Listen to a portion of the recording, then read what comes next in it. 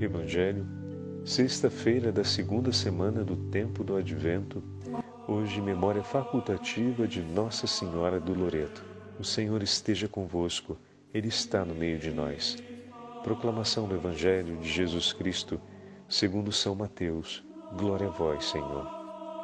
Naquele tempo disse Jesus às multidões: Com quem vou comparar esta geração? São como crianças sentadas nas praças, que gritam para os colegas dizendo: Tocamos flauta e vós não dançastes, entoamos lamentações e vós não batestes no peito. Veio João, que não come nem bebe, e dizem: Ele está com um demônio. Veio o Filho do Homem, que come e bebe, e dizem: É um comilão e beberrão, amigo de cobradores de impostos e de pecadores. Mas a sabedoria foi reconhecida com base em suas obras. Palavra da salvação. Glória a vós, Senhor. Sexta-feira da segunda semana do tempo do Advento, hoje memória facultativa de Nossa Senhora do Loreto. Em nome do Pai, do Filho e do Espírito Santo. Amém. Queridos irmãos e irmãs, damos continuidade à nossa meditação ao 11º capítulo do Evangelho de São Mateus. Após o testemunho dado pelo Senhor a respeito de João Batista, o evangelista Mateus dá prosseguimento ao discurso de Jesus, colocando um juízo do Senhor a respeito, ou um julgamento do Senhor, como a tradução da Bíblia de Jerusalém fala, a respeito dessa geração, ou seja, não da geração em que estamos, mas da geração do seu tempo que acompanhou toda a revelação do mistério da encarnação. E o julgamento ou a consideração feita por nosso Senhor, ela tem um peso e é significativa, pois está dentro do contexto daquilo que está se passando em relação à resposta de Israel aos sinais de Deus. Nisso podemos fazer um paralelo agora conosco, né? Como tem sido a nossa resposta diante dos sinais de Deus na nossa vida? Vejam, aqui existe uma certa, não divergência, mas uma abertura na interpretação dos exegetas que veem nesse provérbio utilizado por Jesus uma dupla possibilidade de interpretação. Mas, a prescindir do provérbio que está no versículo 17, podemos considerar que temos as duas imagens, a imagem penitencial de João e temos a imagem do Filho do Homem, humilde e misericordiosa do Filho do Homem. O que significa dizer que Deus dá o seu primeiro sinal chamando os homens a uma vida de penitência e de arrependimento. E por meio da lei e dos profetas, entrega a todo o povo de Israel o chamado à vida que ele deseja. O que significa dizer que o Senhor ofereceu ao homem os meios para que ele pudesse viver em aliança com Deus. Mas com superficialidade e de modo banal, o povo de Israel abandonou essa primeira proposta, esse primeiro sinal. O considerou enquanto reconheceu da parte de Deus, porém não se comprometeu. Olha aí, isso também pode ser trazido como paralelo para o nosso exame de consciência. Muitas vezes reconhecemos os sinais de Deus, atribuímos a Ele a validade, mas não o assumimos para a nossa vida. Não praticamos. E esse é um ponto central no anúncio dos evangelistas. É importante que não apenas tomemos consciência, mas vivamos. E isso nos leva de volta à imagem de João Batista que desde o último domingo estamos trabalhando durante essa segunda semana. Ele foi revestido de inúmeras graças e dons e comprometeu-se com todos eles. O segundo sinal é o Filho do Homem, que come e bebe. ou seja, o Filho do Homem que está junto dos homens, que abraça a nossa humanidade de uma maneira tão amável e terna, como falávamos esses dias, a ternura de Deus na hora de tomar para si a nossa humanidade. E desse modo amou tudo o que nos foi entregue e tomou para si tudo o que nos foi concedido. Não tomou para si o pecado, é óbvio, mas tudo o que o Pai nos concedeu, o Filho tomou consigo. Quer gesto de humildade maior do que esse? E quantas vezes nós reconhecemos os inúmeros dons de Deus oferecidos por nós, mas nem sempre nós olhamos para esses dons como acontecimento de Deus na nossa vida. Nem sempre a nossa saúde foi vista como um acontecimento de Deus na nossa vida. E dessa forma, nos alegramos por ter a saúde, mas a alegria e o vigor da saúde não nos levaram a render glórias a Deus, mas nos levaram a aproveitar um pouco mais a nossa vida, a tentar viver mais do jeito que estimamos e desejamos, do que propriamente ter uma boa saúde nos fez pensar, bom, posso servir mais e com maior intensidade o meu Senhor. Esse pensamento veio depois, mas não veio imediato, junto com a reflexão a respeito, ou o reconhecimento a respeito do dom da saúde que foi concedida. Entretanto, quando nos falta ou quando perdemos o contato direto com aquele dom, que torna-se difícil mantê-lo, como por exemplo, quando começamos a perder a saúde, ou sentimos que ela fica fragilizada, com uma facilidade maior, pensamos que se tivéssemos uma boa saúde, poderíamos servir melhor a Deus, porque conseguiríamos ir na missa, conseguiríamos parar para nos concentrarmos mais para a oração, mas o mesmo não vale quando estamos em boa saúde, não é que a primeira coisa que pensamos, ou não pensamos com mais facilidade que por estarmos em boa saúde, vamos mais vezes à missa. Continua sendo domingo e está bom.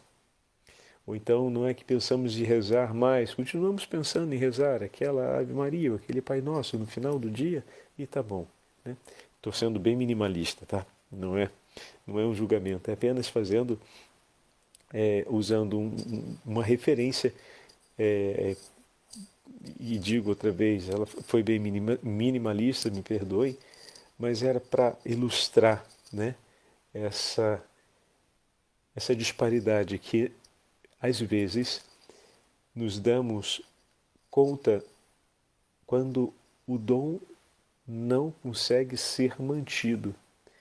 Mas não é que esse se dar conta pelo dom não conseguir agora ser mantido, como por exemplo o dom da saúde, né?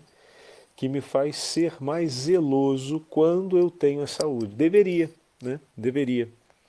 Mas é porque essa categoria de raciocínio, esse modo de pensar, para ser mais exato, ainda não está bem formatado na gente. Né? E o Evangelho de hoje nos dá a oportunidade de pensarmos nisso.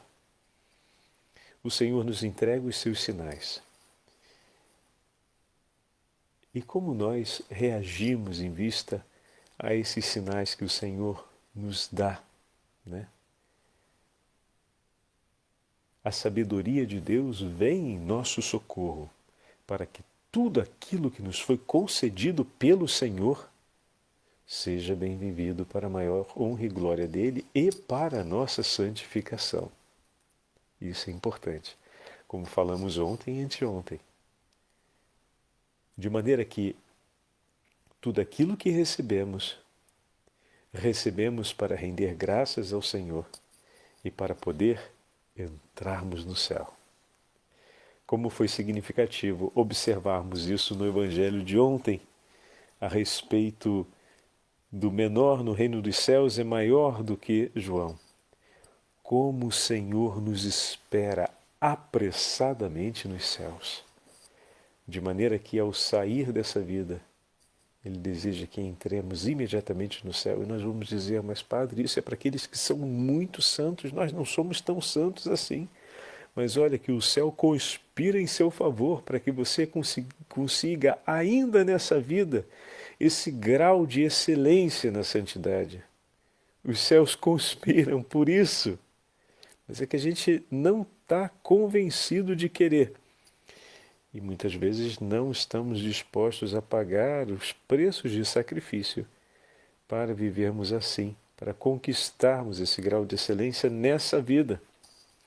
E terminamos sendo resgatados pela misericórdia durante o tempo do purgatório. Mas puxa, se queremos dar uma alegria grande para o Senhor, grande mesmo, busquemos viver como ontem falávamos a respeito de João Batista, recolhamos os sinais como hoje o Evangelho nos diz, de maneira que esse grau de excelência seja vivido já aqui. E o nosso último dia nessa terra seja também o nosso primeiro dia no reino dos céus. Olha que coisa maravilhosa que o Padre está falando. Esse é o desejo de Deus por nós. Não é uma ambição de otimista, né? Não é um pensamento que, bom, pelo menos esse pensamento a gente deve ter. Não, não, não, não. Trata-se de um explícito desejo da parte de Deus em relação ao nosso futuro. A gente se preocupa tanto com o nosso futuro, né? Ainda mais nos dias de hoje. Então, deixa eu dizer o que Deus propõe para o nosso futuro e Ele fala explicitamente que o nosso último dia aqui seja o primeiro dia no reino dos céus. Esse é o desejo de Deus para nós. E todo o céu e a igreja conspiram juntos em favor disso, por mim e por você. Que maravilha! Hoje, como falávamos, celebramos o Dia do Aviador e o dia em que se comemora a patrona da Força Aérea. Me parece que é mundial, talvez eu fale um erro, mas quando o Santo Padre Bento XV proclamou padroeira dos aviadores, me parece que foi para todo o mundo, não é uma exclusividade da Itália e do Brasil, mas parece que no Brasil também Nossa Senhora do Loreto é a padroeira da Força Aérea Brasileira. Bendito seja Deus por tão grande padroeira. E de onde vem essa imagem, Padre? Vem da tradição de que a casa foi trazida até a região de Loreto, miraculosamente transportada pelos anjos. E dessa forma, as paredes da casa de Loreto foram resgatadas da Terra Santa e se tornaram a relíquia de Nazaré aqui no Ocidente. Tem toda uma história que conta a respeito. Alguns dizem que foram os anjos, outros dizem que foi a família De Angelis que transportou as paredes até a... Eu agora não estou aqui com o texto nas mãos, mas são duas passagens. Uma primeira em que a casa vem para a região da Itália e São Francisco de Assis tem a revelação disso, e depois, num segundo momento, a casa termina na colina de Loreto, em Ascoli Piceno, onde ela se encontra hoje. E bom, a coisa interessante é que as três paredes da casa, elas estão de pé sem fundamento e são rochas, e a estrutura é realmente a estrutura daquele período. Então já foram feitos vários testes que comprovaram a autenticidade das paredes, e quem teve a oportunidade de ir a Nazaré viu que ficou apenas a parte da gruta. A parte das três paredes, né? Porque o fundo era sempre o fundo de uma gruta das casas naquela região de Nazaré e Belém, né? Então toda aquela região ali, né, da Galileia, era uma gruta que quase sempre era escavada com um pouco mais de extensão e profundidade, e se colocavam então as três paredes e uma cobertura de teto, e dessa forma você aproveitava a própria composição geológica do espaço para construção, para edificação da casa ou do lugar onde a família iria se proteger, né? A gente tem um conceito de uma casa bem elaborada, como hoje, a partir de um projeto de edificação, mas naquela época se aproveitava a própria condição geológica e geográfica para a construção das casas. E nisso elas ganhavam não só resistência no tempo, mas também qualidade para a conservação do calor, enfim, até mesmo para o movimento do vento, dependendo de como fosse a condição geográfica da área em que fosse construída a casa. E na liturgia das horas proposto para o dia de hoje, nós temos um texto de São João Paulo II, que foi praticamente a sua carta por ocasião do 7º centenário do santuário da casa de Loreto. Para termos uma ideia, Loreto, desde o 1400, foi um grande centro de peregrinação para todo o Ocidente. Centenas e milhares de santos e santas, de cristãos de todas as partes, peregrinavam até o santuário onde estava a Santa Casa em Loreto. E desse modo cumpriam, melhor dizendo, né, uma meta de peregrinação que não poderiam cumprir indo até a Terra Santa. E tinham dessa forma uma relíquia da Terra Santa presente na região do norte da Itália. A outra, que eram a cruz e os cravos do Senhor, estavam em Roma, na Basílica de Santa Cruz, em Jerusalém. Santa Cruz de Jerusalém, que está aqui pertinho. E a outra Santa Casa de Loreto eram as duas grandes relíquias para a peregrinação.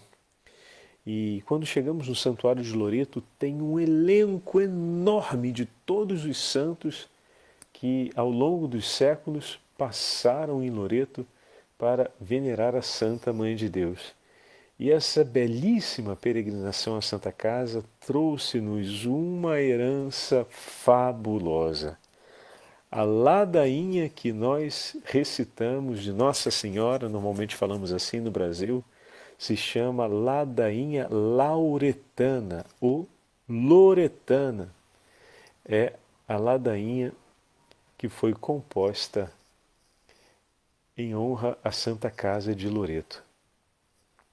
A ladainha, com todos os títulos de Nossa Senhora, ela se chama ladainha lauretana. É a ladainha composta por ocasião da Santa Casa, ou seja, a visita à Santa Casa, junto com cada visita feita à Santa Casa, os cristãos de todo o mundo levavam e proclamavam os títulos da bem-aventurada Virgem Maria. E chegavam de todos os 4 cantos do mundo para dizer: Mãe de misericórdia, Mãe amável, Mãe admirável, sede de sabedoria, causa da nossa alegria, rogai por nós. Todos iam até lá para dizer à Virgem Maria: rogai por nós, e a saudavam com os diversos títulos com que a Santa Madre era conhecida em todo o mundo e era reconhecida na história do povo cristão. Que lindo, né? Fantástico, que lindo. Tem uma força enorme. Eu conto para vocês que quando fui a primeira vez em Loreto, 2 experiências me marcaram muito. Me reuni com o povo de Deus para rezar o terço às 6 horas da tarde. Como foi tocante rezarmos ali juntos o terço.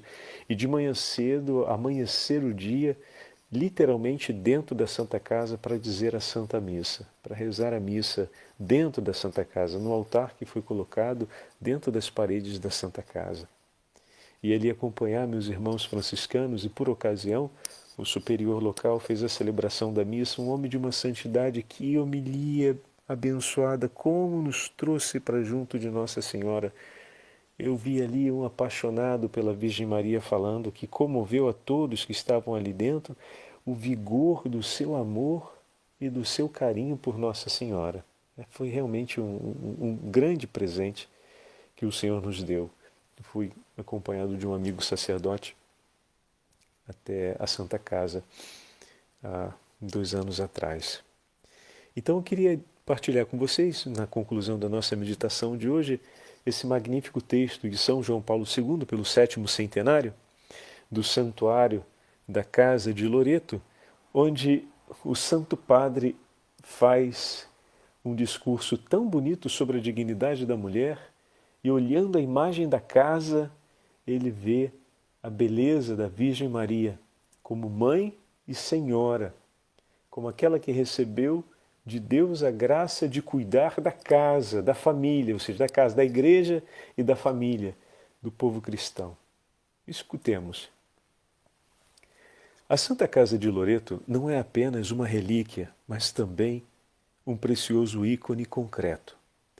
É um ícone não de verdades abstratas, mas de um evento e de um mistério, a encarnação do Verbo de Deus.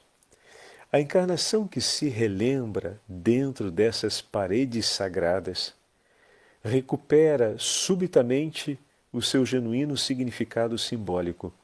Não é uma simples doutrina sobre a união entre o divino e o humano, mas de um acontecimento que ocorreu num ponto preciso do tempo e do espaço, com as palavras do apóstolo maravilhosamente, como as palavras do apóstolo maravilhosamente elucidam. Quando chegou a plenitude dos tempos, Deus enviou o seu Filho nascido de mulher. Maria é mulher. É, por assim dizer, conjuntamente o espaço físico e espiritual em que ocorreu a encarnação. Mas também a casa em que ela viveu constitui uma referência muito concreta e visível de tal realidade. A decoração da vida oculta de Nazaré, a recordação, da vida oculta de Nazaré, aponta para questões muito concretas e próximas da experiência de todos os homens e de todas as mulheres.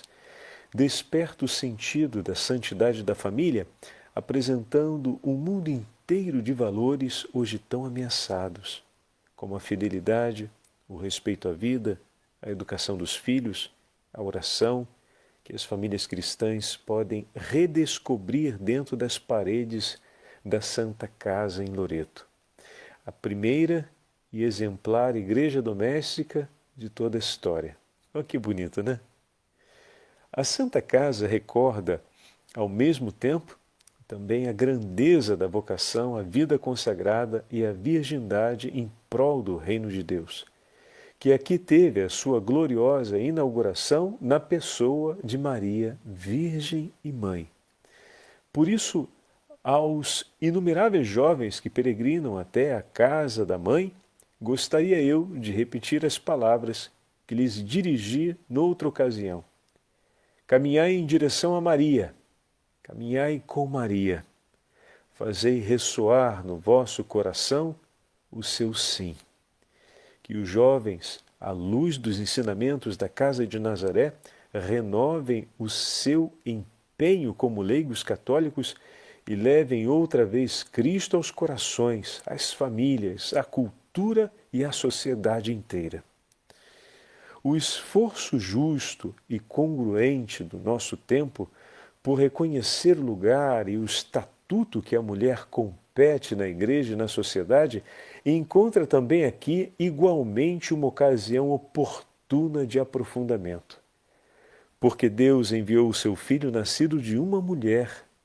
Todas as mulheres foram elevadas em Maria a uma dignidade inconcebível e sem paralelo. Nenhuma consideração teórica poderá, pois, enaltecer a dignidade do trabalho humano como o simples fato de o Filho de Deus ter trabalhado em Nazaré e ter querido ser chamado o filho do carpinteiro que habitava junto nesta casa. Por fim, como poderíamos deixar de mencionar e fazer memória a opção pelos pobres que a Igreja fez no Concílio Vaticano II e reafirmada ulteriormente sempre de modo mais claro.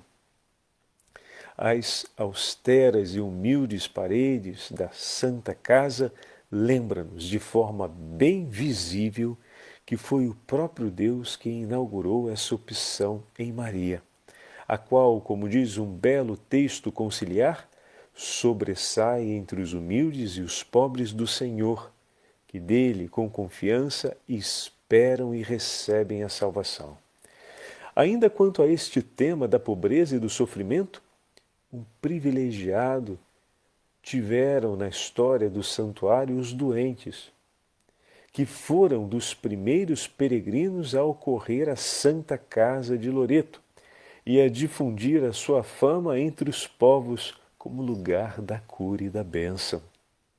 Aliás, onde é que eles poderiam ser mais acolhidos senão na casa daquela que justamente as ladainhas lauretanas nos fazem invocar como saúde dos enfermos e consoladora dos aflitos? Que lindo! Oxalá este santuário de Loreto, como disse São João 23, seja sempre como uma janela aberta ao mundo, evocando aquelas vozes misteriosas que anunciam a santificação das almas, das famílias e dos povos. Santa Mãe de Deus, rogai por nós. Queridos irmãos e irmãs, com essas palavras de São João Paulo II, nós concluímos a nossa meditação de hoje pedindo a intercessão da Virgem Maria. O Senhor esteja convosco, Ele está no meio de nós. Pela intercessão da Santa Mãe de Deus, Senhora do Loreto, abençoe-vos o Deus Todo-Poderoso, Pai, Filho e Espírito Santo. Amém.